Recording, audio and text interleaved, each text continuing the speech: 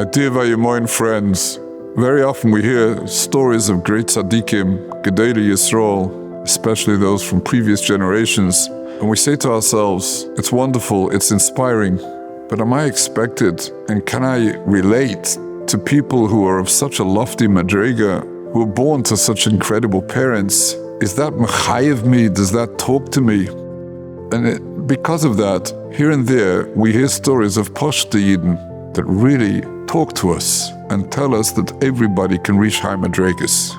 I want to share with you a story that I heard very casually from a bocher in our yeshiva. This bocher was an incredible Metzuyin. Besides being a Lamdan Muflag, he was a Yerei Shamayim, and he was a Ben Aliyah, and after he left the yeshiva, he continued this way, and Baruch Hashem today is a Talmid Chacham Muflag. And to me, it was always a chiddush because he came from a very simple and humble background. Parents were fine people, very fine, but not Bnei Torah. And I found out that he has a number of brothers, also big Lamdonim and big Talmidei Chachamim, special people. It was always of great interest to me. I was curious, what's the secret? One day, this bocher was just talking to me casually about something, and he mentioned his mother's father, his grandfather, who he knew when his grandfather was an old man. His grandfather was an unlearned man, not a Ben Torah or a Talmid Chacham.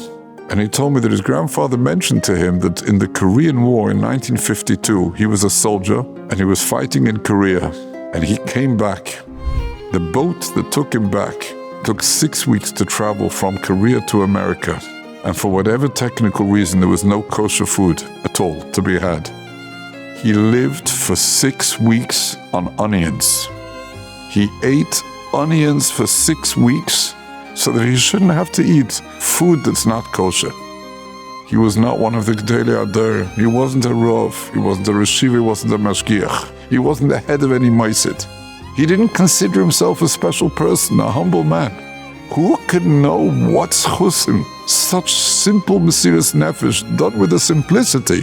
What that brings for a person, what level it brings him to, and what he's zeicha to.